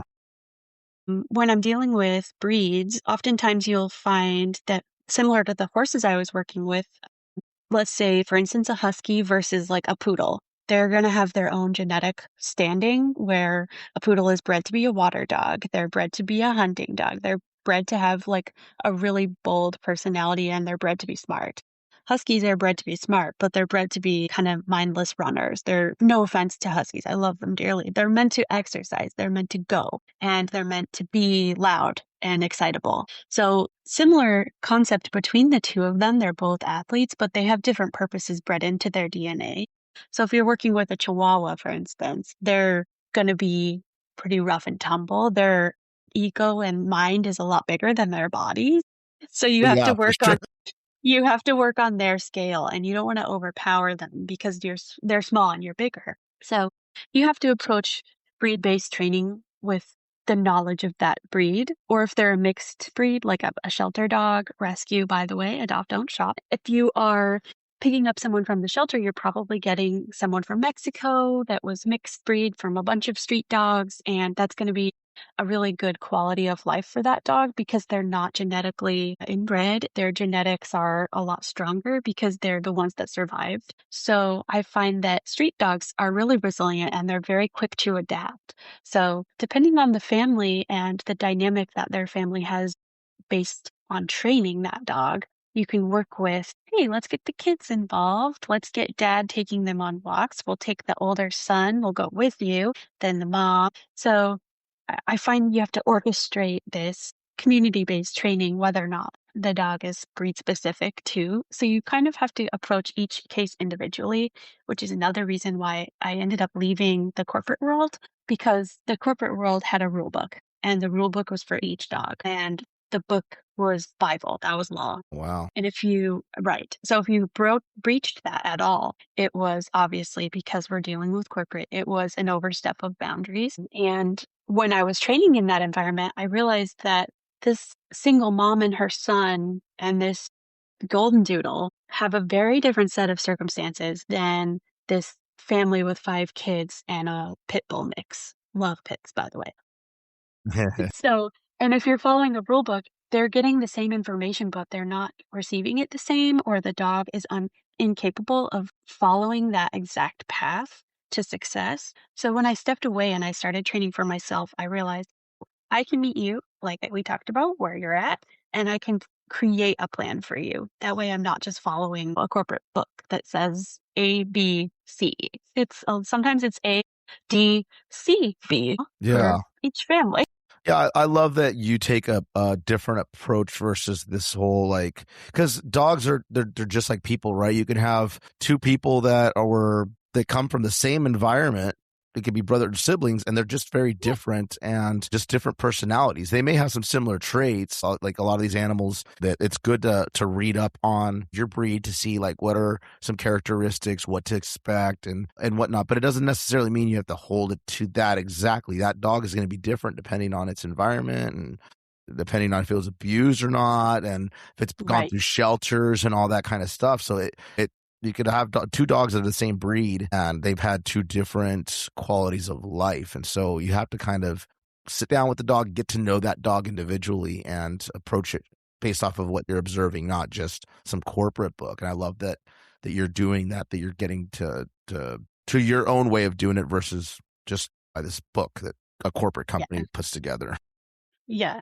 And I find that if I'm talking to someone, I can meet them where they're at, which I think is how meeting most people should go. I believe like when you're working in a community-based setting where word of mouth is my main income, like if your parents tell their friends and those friends tell their friends, then I find myself in a community in that way. I don't advertise. I mean, I have my Instagram, but a lot of my clients they all know each other in some way, or they leave my card at the dog park for me or they pass it out for me. So I'm finding that these people they want training, they need help, and I'm not a millionaire. They're not millionaires. I mean, at least I don't think so. But some trainers charge a lot of money, and I find that that is a little charge what you're worth, please. I agree your skill set, if you have a degree in animal psychology or animal behavior, please charge what you're worth. For me, my approach to that is I want to charge where the family can afford because I believe every dog and every family deserves training at a price point that doesn't break their bank.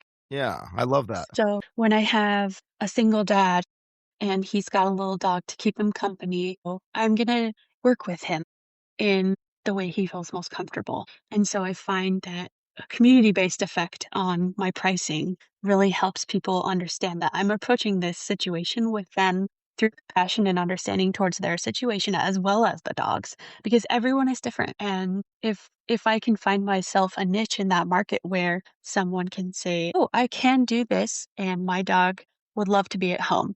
Great. Let's get you on the schedule because I find that that's more rewarding for me than pricing people out of training. But that's just me. I love all that, and I can sense the passion that you have for this, and that what everything you're telling me right now just makes me want to support you even more because you're right. Like sometimes definitely charge what you're worth, but with anything, sometimes people get greedy and then they want to overcharge. And me as a customer of, I like to keep things local. I typically don't like to, if I'm getting something work done, I don't typically hire a huge national company to come do it. I like to find something in the area, in the region, to keep it around here. But when something is just completely like, you can just sense it, like, and I'll just say this. I had recently some work done here in my yard, and I got a bunch of different quotes for the same. I mapped out exactly what I wanted to have done to my yard, to put a patio out there. And the price range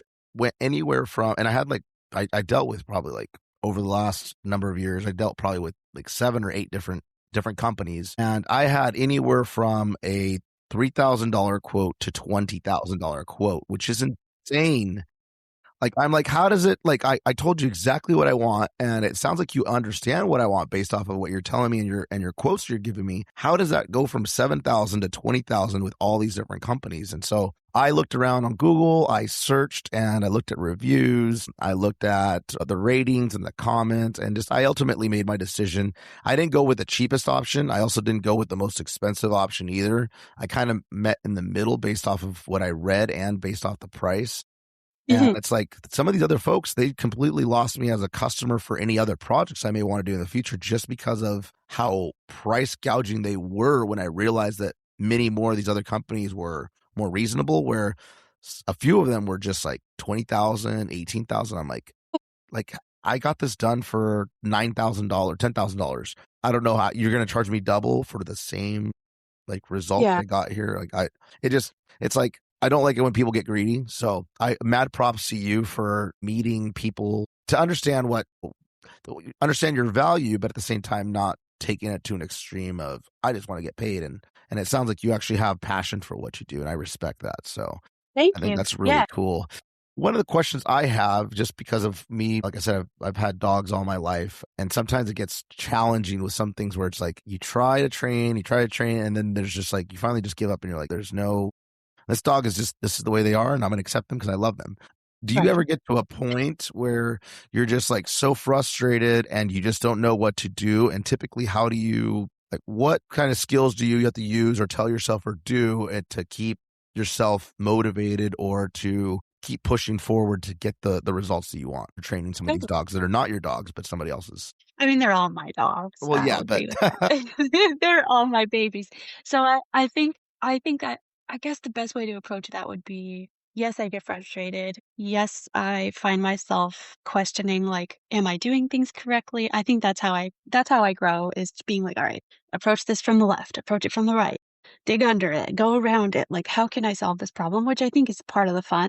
Because like I said, everyone's different. So you kind of have to, you get a little Rubik's Cube every time and you can be like, okay. So when I get frustrated, I have to remind myself, like you said, this isn't my puppy, but I do want them to achieve that goal. I let the family tell me when they're ready for training to stop. And I've had that happen where someone will say, let's take a small example. I can't get him to sit, and I've tried and tried and tried, and he just won't sit. And like you said, you can either accept maybe he can't sit. Maybe he has a genetic disorder in his hips that make it painful for him to sit. Maybe he doesn't understand because we're doing the cue wrong. Maybe he doesn't like the treat we're using. There's a lot of variables. But if someone were to accept the fact that he's just never going to sit and I don't think training is working for me, I'll say, okay, and we'll kind of leave it there, or we'll close out our agreement together, or maybe they'll call me and ask for an update, or can you stop by? I'd love to start again. I'm always reachable by my clients.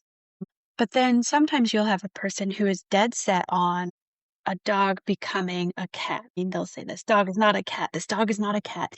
And they'll pay me every week to tell them, I'm sorry, but this dog is not a cat. Okay, come back next week. I'm sorry, this dog is not a cat. Okay, come back next week. Yeah. Yep. So I at a certain point have to tell them myself in a respectful way, I don't see that this training is working because I think our goals are becoming unreasonable for what this dog is capable of. So then we try to pivot, like, okay, since he's not a cat, what behaviors of the cat do you prefer your dog experience or like do for you the most? Is it snuggling? Well, how can we reach that goal? Yes, he's not a cat, but can we teach him cat behaviors that make you feel most comfortable? So I think a lot of it's pivoting, a lot of it's trying again, a lot of it's hitting dead ends, a lot of it is finding that wall of like, oof, I'm frustrated. You're frustrated. Your dog doesn't understand us. What can we change to make everyone be on the same page again? So if I do find myself getting really frustrated, I have to hold that in. I have to keep that to myself. And I have to continue to work with these dogs and clients and find a path that is of least resistance for all of us, even if I'm frustrated. Because it isn't about me at the end of the day. It's about what my clients need. So I find that I have my boundaries. There might be a time where I have to say, I'm sorry, we can't work together. Like maybe we're just not a good fit because I'm a unique person and you're a unique person. Yeah. Yeah. But you have to approach that subject with professionalism. You can't just overquote someone on their back deck and expect them to listen to you. You have to kind of say, okay, well, 20,000 is not going to work for you. What about we cut it in half, or let's make a deal? Yep. Yeah. Yeah. What's funny is I was just thinking right now, as you were saying, or as I asked the question, I was like, I'm willing to bet that when I asked that question, there's a couple of dogs situations that come to mind that you will always remember for the rest of your life that were more challenging or difficult than others to train. Am I correct in that, or? Yeah, I'll be honest with you. I've only ever met one dog that didn't like me. And I don't say that to be like, oh, look at me. I mean, seriously, most dogs come around because I'm the treat lady. I'm the treat woman. I show up. I smell like dogs. I have treats. They're like, heck yeah, it's you. I remember you. Love that. I've had one dog that never really liked me, and he was always very suspicious, and he never really went far. He took treats out of my hand, but I'd known him for years, and it turns out he had a neurological behavior problem, and there was something wrong with his processing in his brain. So that was not his fault. And What kind of dog was it? it was a small breed. It was a dachshund. Mm. So most of the time, and I say this with candor and respect, most of the time, the issues that arise come from communicating with people. I'd say 98% of the issues in training come from miscommunication, and be that someone's unwillingness to learn or unable to understand or not being appreciative of being told what to do. I can say that I have a certain amount of clients that really just want everything I say and they write it down and they send me an email, send me text messages, they'll send me videos. Is this right? And then I have some clients that are like, oh yeah, that's not going to work. I'm not going to do that. It's like, okay, well, why are you paying me? I don't know. I'm sure that it all varies and it depends on what the goals are and whatnot. But on average, what would you say is typically the length of time that a typical training session typically takes you? Like, is it a couple of days, a couple of weeks, a couple of months? What is usually your average that you work with an animal or with the dog? That's fair. That's a valid question. Typically, my classes are 1 hour and people schedule themselves into my schedule based on what they need. So some people prefer weekends. Most people prefer weekends. If I have a dog from puppy to adulthood, I can say with confidence my average is about 5 years or more. Wow. I've had some clients for beyond that, whether that be through just now we're friends and I show up and they'll be like, hey, why don't we do a training? Yeah. or their dog is obsessed with training and they keep running out of things to do. So they keep messaging me like, hey, he's mastered this. Can we do something else? That's really I cool. also, it is cool because I have lifelong dogs. I have dogs from puppyhood that I still remember, and I show up and they're like, oh my God, it's you. Even if I haven't seen them in a few months, they'll call and say, hey, let's catch up over soda in the patio, and they'll be obsessed. And I love that. So because I teach AKC, a lot of that's the American Kennel Club. A lot of that stems from training never stop. So I try to put myself out of a job in that when the family tells me they've learned enough, my job is done, I've succeeded. When a dog, we've decided this dog is not going to be a service animal, he's just going to be a couch potato, my job is done. I've succeeded. So the dog and the family tell me when it's time, and on average, 5 to 7 or 8 years is the longest running dog relationship with the family that I've had, to anywhere from 3 or 4 months of just, we need a touch up. I'd like to learn some new things or one specific goal, and they master it and they say, cool, thanks, that's all I needed. So it varies. I love that. That's really cool. And you did mention just now about, so service dogs, I don't know how that all works, but do service dogs have to go through like a special certified trainer to get to be labeled as service dogs, or how does that work necessarily? So it varies from state to state. On the federal level, there does need to be some recognition, I believe, that your dog has been trained. You can't just show up at Walmart with a dog that has a vest that says service animal and it's unruly and crazy and expect everyone to believe that your dog has been through rigorous training to prove its worth as a service dog. But unfortunately, people do that, and it does give trained dogs a bad name in public. So there is a stigma against that, and breed bias too. That's a thing. So I trained through AKC. So my first step in that process is Star Puppy. So when they're a baby, they pass the Star Puppy class. It's very simple. It's, do they have a collar? Can I pet them?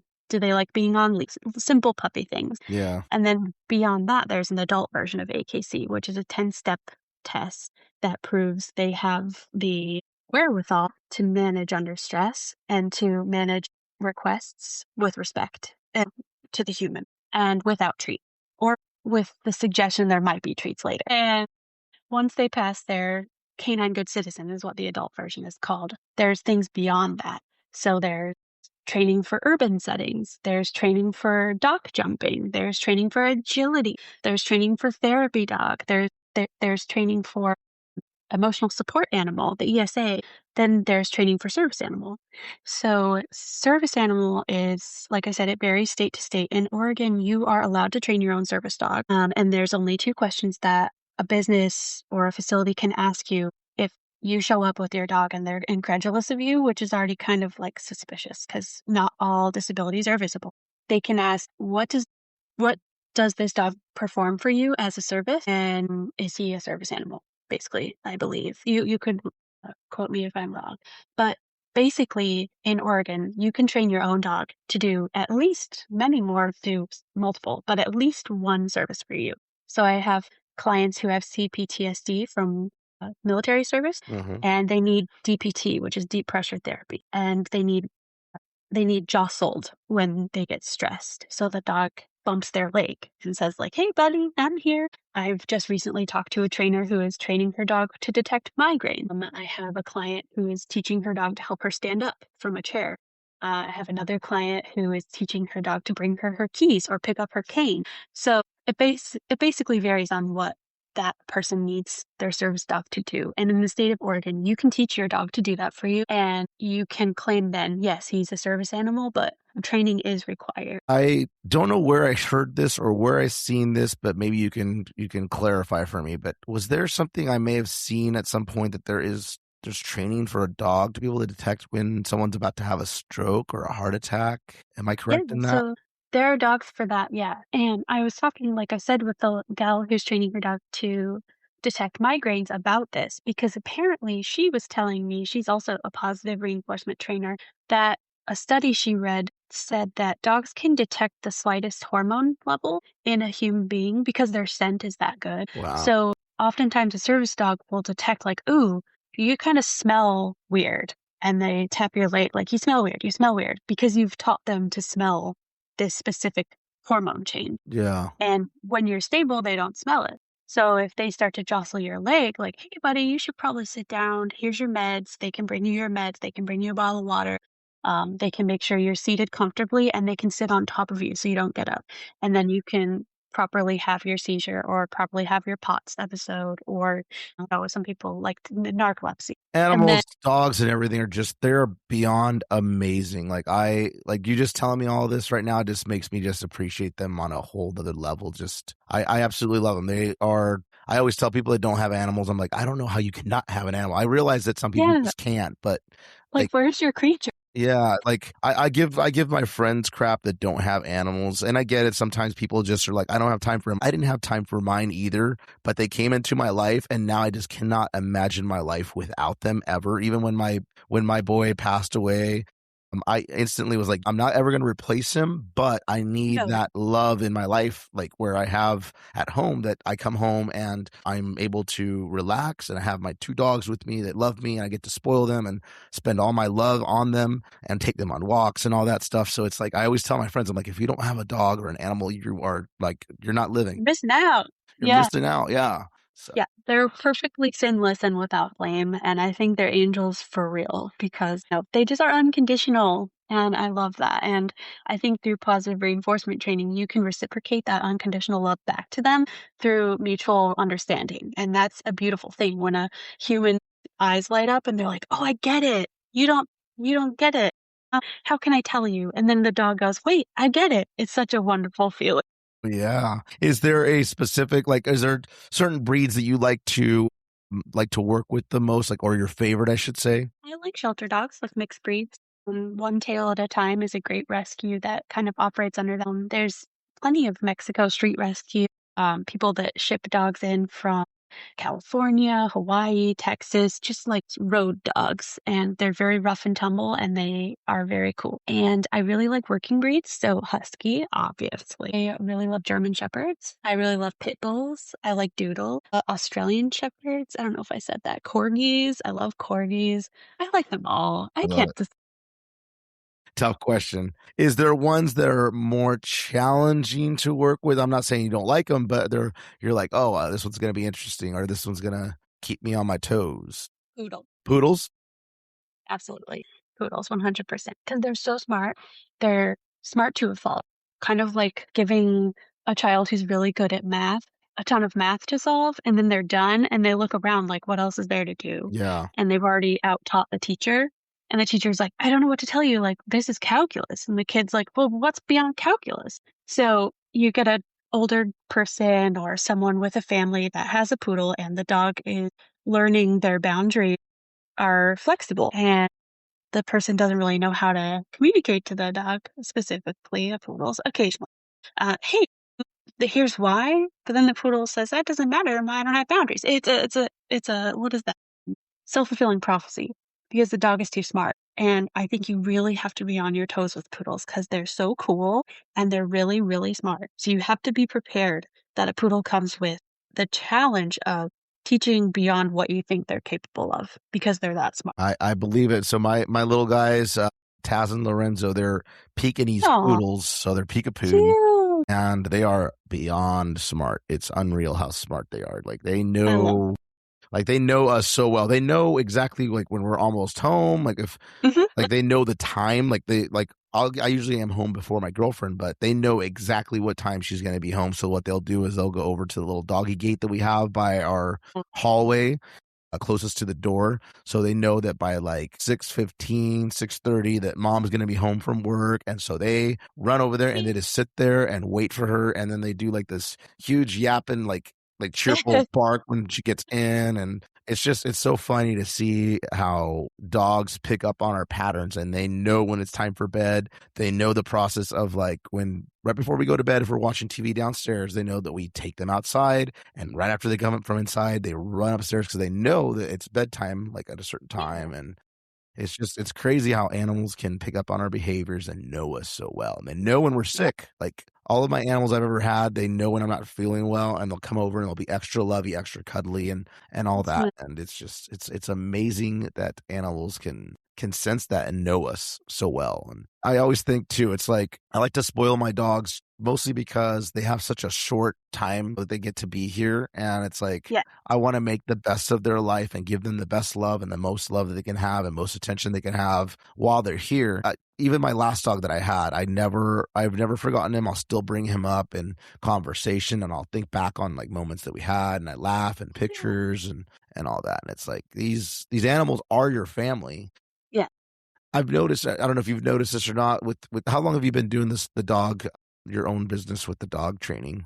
Since 2022, like right after COVID or during COVID, I guess. I don't even know when that was. It was a blur. I feel like more people are becoming dog people than ever before. I don't know if you recognize that or not, or seen that, like where I'm seeing them more out and about than ever. And even just like I mentioned earlier, like friends and family that typically were never really close to animals, I see them buying them and then they're loving them and falling in love with them and showing them off and treating them like their family. When I was a kid, I remember people would keep their dogs outside, which is, to me, it's cruel. Yeah. I don't like that. Yeah. But that was normal. Like when I was younger, like I'm from 86. I just remember in the 90s, it was normal for people to have like a dog house outside and there's a dog that's outside and then there's an indoor dog. And now I don't think I see that anymore where there's an outdoor dog. They're all inside, which is nice. Like the dog doesn't deserve to be out in the cold, especially here in Oregon when it's raining and nasty. Yeah. But I think animal advocacy has come a long way. And I think not just positive reinforcement, there are other like fear-free training. That's another philosophy. There's a lot of new dog training philosophies out there that advocate for animals. And I think having that voice for animals that can't, I guess, what's the word I'm looking for? That can't say what they need. If you know your dog needs this and you refuse to give it to them, that's on you. yeah. So I think now training has come a long way. Like I said, we're no longer shaking pennies. We're not leaving them outside. We're not spraying them in the face. We're not shocking them. So now we're kind of recognizing that, oh yeah, this is a sentient being. And I myself am ordained Tibetan Buddhist. So when I see a creature, I'm like, oh, you have a life. Like you have weird little thoughts. And, I have a hamster right now. I don't have a dog currently because I focus on my clients, but my hamster has his own little personality and he prefers not to be touched right when he wakes up. So I'm not going to. Yeah, they're all, I mean, like all of our animals, they're all very different and very unique, and I love that. And it's like when you mentioned, again, I'll praise you for this. When you mentioned that you cater to your clients and their dog's personality to see what is needed to be done, I love that, and I respect that. So I think that's really cool that you're not relying on some corporate book like you mentioned earlier. I feel like that's really neat that you're doing that. Thank you. Yeah, dog training is not one size fits all, but dog training is for everyone. Yeah, 100%. Well, is there anything else you would like to share with the rest of us here? Like, where can people get in contact with you? And do you do virtual training by chance for any folks that may be around in different states or all that fun stuff that you can share with our listeners? So I do virtual trainings. I can do Zoom, Google Meet classes. Those are pretty reasonable pricing because neither of us have to go anywhere. You do have to keep in mind it's not a hands-on experience, so a lot of that comes with just a chat. I do in-home visits here in Southeast Portland, and you can reach me through my Instagram at Lexi_the dog coach, or you can email me at LexiTheDogCoach@gmail. Either one of those channels will get you involved in the training process since, like I said, I'm an independent person. It's just me, and my training goes through word of mouth and things like this where I get to talk to people. Just reach out. It's me on the other end of the line, and we can figure out how to help you in your. I love it. So for anyone out there, reach out to Lexi the dog coach. You can find her on Instagram, as she mentioned. Go check out her page. Do you share a lot of like just video of you in sessions and trainings, and what kind of content do you typically share on your Instagram? Just dog pictures right now. Mostly my clients. I find that keeping people's training private is part of their right. And I don't post people without their permission or their dogs without their permission. And I actually I just built my website. So I should also say LexiTheDogCoach.dog is my website. So that's also another way to learn more about me and the classes I offer. And you get to see more pictures of dogs. There's some client testimonials on there as well. But my social media content is without consent, nothing is posted. And it's mostly pictures of my clients because they're so dang cute. And who doesn't want to like look at a cute picture of a dog? I love it. I love looking at animal pictures are always the best. So Right. thank you so much, Lexi, for sharing. And I hope that our listeners will reach out to you if they're in the area, or even if they're not, you can do it digitally. That's really cool that you offer that. So thank you for being a guest and for sharing all about your company. Thank you. I appreciate it. Yep. Have a great one. You too. Bye. Thank you very much, everyone, for tuning in and listening to segment 1 and 2. That is the end of this week's podcast. Thank you guys for listening. Thank you guys so much for the love you guys give us. Thank you. Thank you very much for answering the questions of the week. I absolutely love those. I love hearing from all of you guys, especially when you become a frequent commenter. I love hearing you because I feel like I'm getting to know you a little bit more, and we're talking about real things that matter and all that. And so thank you guys very much for tuning in. Please continue to share this podcast. Want to give a shout out to our monetary financial contributors, which are Eric Sheets and King John. Anyone out there that wants to contribute to the podcast, there is a button down below in the description that allows you to contribute if you want to contribute $1, $2, $3, $4, $5, $10 a month, whatever. $1 million. $1 million. I'll take it all. This podcast, as I always say, does cost us money, cost us time and everything to do it. So anything helps, and we highly appreciate it. One of the things I'm thinking about doing, and I haven't really posted about this yet, but I'm going to share it on here, is I'm thinking about making some merch, some shirts.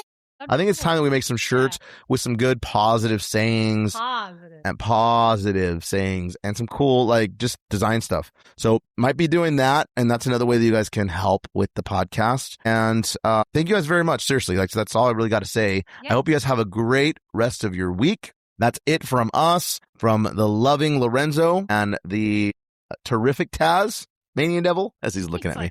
Like, what are you? He's like, Dad, you never called me that before. But look at Lorenzo. He's looking at me too. No. We're going to enjoy the rest of our Sunday with our boys and enjoy some of that sunshine that we still have out there. Thank you guys all very much. Let us know if you like the whole video thing. If you like the video, we like to hear feedback. So you can always reach out to us on our Facebooks, our Instagram, whatever. Our email, theliquidshapepodcast@gmail.com. I appreciate hearing from you guys. Love hearing feedback, what works, what doesn't work. If you think this video idea is stupid, then we might scrap it. Who knows? You want to see our faces? We get it. So have a great rest of your week, guys. We love you. Be sure to find us on all social media platforms, follow and subscribe.